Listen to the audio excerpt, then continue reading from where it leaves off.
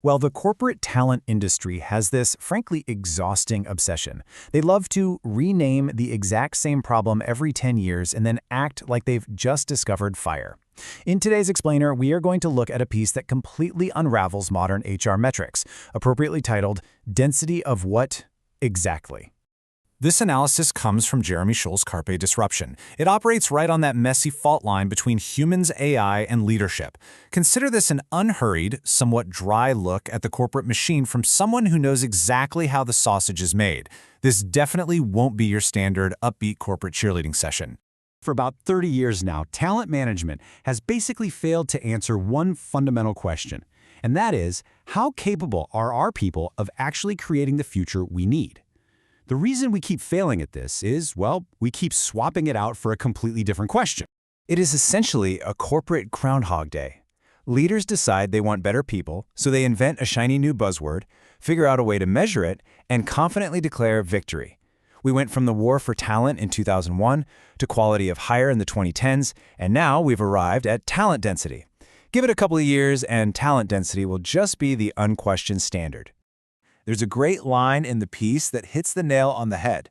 The rebrand is usually better than the answer. We spend all this time and money building systems to measure exactly how good our people are right this very second, completely ignoring their actual capacity to build the future. And by doing this, we are walking right into Goodhart's Law. If you're not familiar, it basically states that when a measure becomes a target, it ceases to be a good measure. So the moment talent density becomes a reported corporate target that managers are pressured to hit, it becomes practically useless. Just picture it. You've got a boardroom full of executives, all looking very confident about their high talent density. But secretly, the word talent has about 5 completely different definitions floating around that room simultaneously.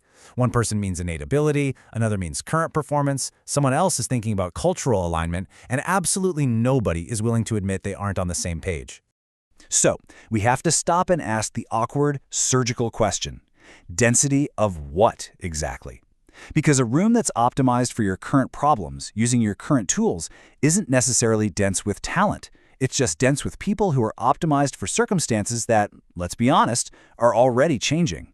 It really all boils down to the difference between a snapshot and a film. Talent density, as it's used right now, is a snapshot. It records exactly where someone is standing today.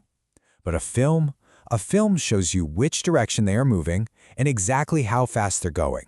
And relying on a static snapshot right now is incredibly dangerous. Why? Because the half-life of a technical skill has shrunk down to just 5 years.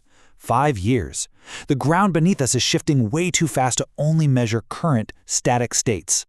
To put that into perspective, the World Economic Forum estimates that by 2030, 39% of existing skill sets will be radically transformed or just completely obsolete. So if you're grading your talent based purely on the skills they hold today, you are grading them on an expiring rubric. The reality we have to accept is that good is not a fixed point anymore. It's a moving one. A professional whose skill level is a solid 9 today might actually be a 6 in 2 years. And that's not because they got worse at their job, it's because the baseline moved. A static snapshot ignores this trajectory entirely. Now you might be thinking about metrics like employee lifetime value, or ELTV, which try to fix this by measuring accumulated worth over someone's tenure. And yeah, that acts a bit more like a film. But even ELTV is ultimately measuring the past and the present. It doesn't actually tell you about their trajectory into the future. Look, every metric tells you something, but every metric also hides something. We just keep building these sharper and sharper instruments to measure a moving target, and we are completely missing the fact that the target has already moved on. Ultimately, the organizations that actually win the future, they won't be the ones aggressively measuring static density. They're going to be the ones asking a much harder question. Who is becoming excellent faster than the world is changing around them? That right there is the only question that truly matters.